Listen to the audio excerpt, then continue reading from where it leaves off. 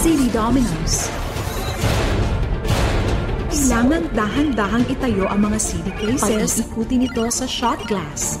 At sa pamamagitan ng pagtulak sa pinakadulong CD case, kailangang magka-chain reaction na magiging dahilan para mahulog sa basket. Ang huling makakagawa ng challenge ang ma-eliminate. Marami kayong aabangan this week. Bukod sa sobrang sayang batch ng players natin, nahanap na rin natin si James ni Donna. Kaya ipapagtagpo natin sila dito, ipapagharap natin sila para once and for all, mag-usap na sila. Mangyayari yan this week. Pero, eto muna tayo.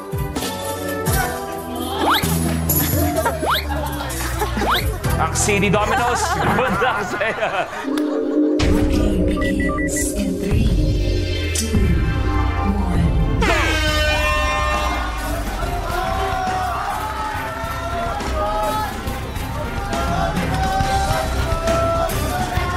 Aba, may ganun pa si Nicole, ha? May mga measure ka pa, ha?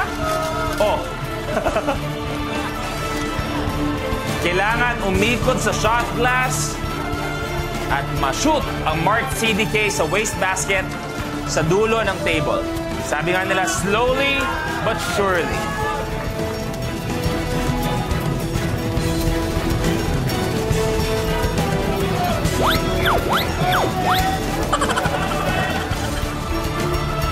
Medyo pantay, ibang diskarte nila. Si Iya, isang side ginawa. Si Nicole, halos sabay ginawa ang parehong side.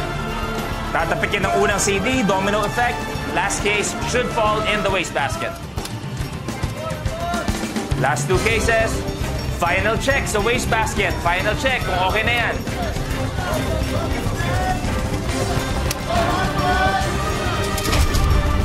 Lamang si Nicole. Let's see. Final check, final check.